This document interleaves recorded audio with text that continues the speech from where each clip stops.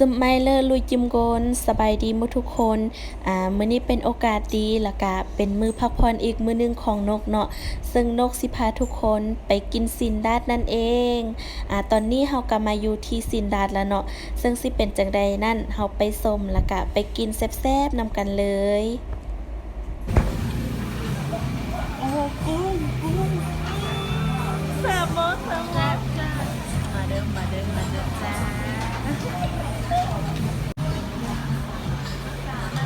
แซ่บบ่ แซ่บมากดีมาก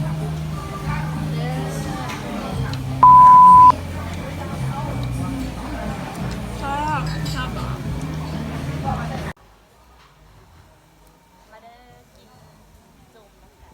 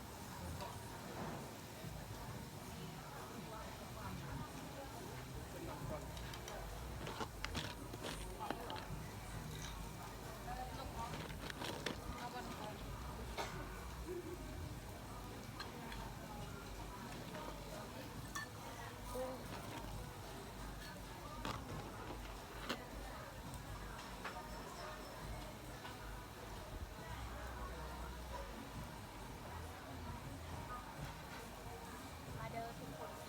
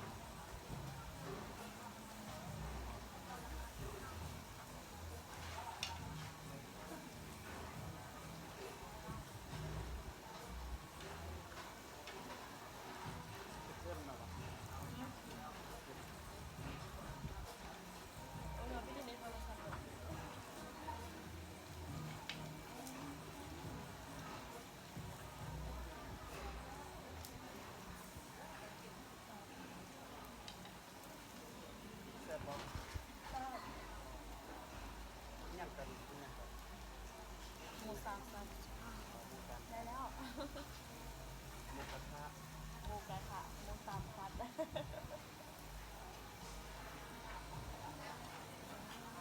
ทุกคนวันนี้นกมากินกับ3 คนเนาะวันนี้มากับโมแล้วก็เอื้อยมาเด้อที่น้ำกันนี่กันคือหมูกระทะของเขาแซ่บแซ่บเดี๋ยวนกจะวันนี้เขาสิ ว้าหลายบ่ได้เนาะเพราะว่าเฮามากินบ่ได้มาเว้าเนาะ มาเด้อทุกคนกินน้ำกัน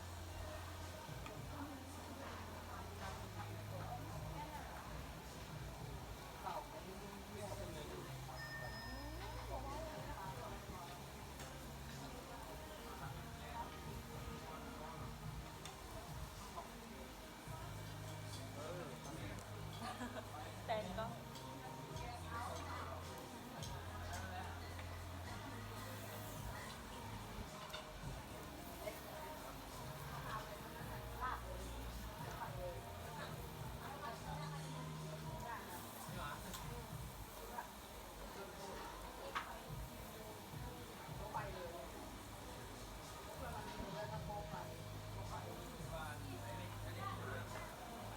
เสียงน้ำปลาใส่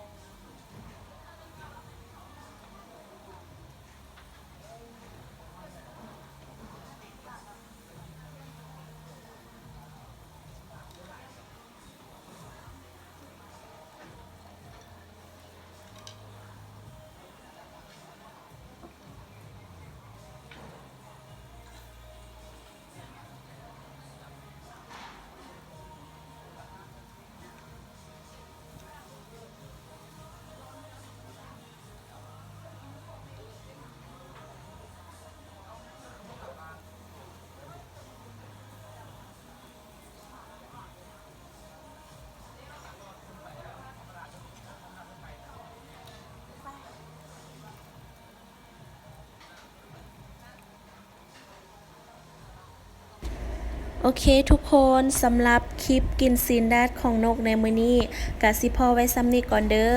ฝากทุกคนเข้าไปกดไลค์กดแชร์เพื่อเป็นกำลังใจให้นกได้มีคลิปหรือว่าผลงานต่อๆไปในเด้อฝากติดตาม Facebook นางนกเราวันใสในเด้อสำหรับมื้อนี้ไปก่อนเด้อพบกันในคลิปหน้าโอเคบ๊ายบาย